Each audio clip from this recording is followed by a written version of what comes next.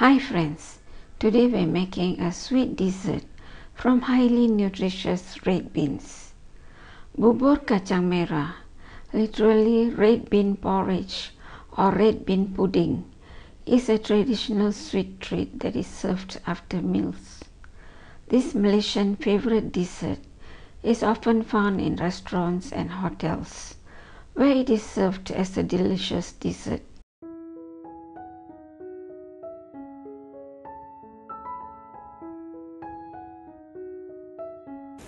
First, we need to soak and boil some red beans until soft. I have some boiled red beans here.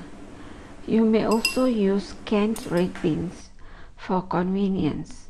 Please refer to my previous recipe for detailed steps on how to boil red beans. We will place the boiled red beans in a pan, then add some water, around 2 to 3 cups. If you have water from boiling the beans, you can use that water too. Now add 3 pandan leaves. This will give a lovely pandan fragrance to the pudding. Then add coconut palm sugar. I'm using 100 grams coconut sugar. You can reduce it for a less sweet version. Also add 2 to 3 tablespoons sweetened condensed milk for creaminess, and add 1/4 teaspoon salt to bring out the sweet taste. Mix all the ingredients well. Place the pan on the stove. Bring it to a gentle boil.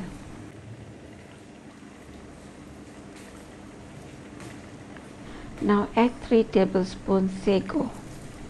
This is important to make the pudding thicker. The sago is opaque when uncooked. Boil it for about 10 minutes and the sago will turn transparent. Bring the mixture to a boil on medium heat. Allow the mixture to simmer until the sago turns transparent. Now add coconut milk.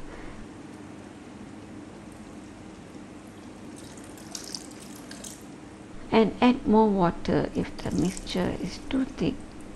Keep stirring to prevent the coconut milk from separating. Once the mixture boils, allow to simmer for 5 minutes more. Then switch off the stove. Allow the mixture to cool down. Then pour into bowls and serve. This dessert can be served either hot or slightly cold, not chilled, after meals.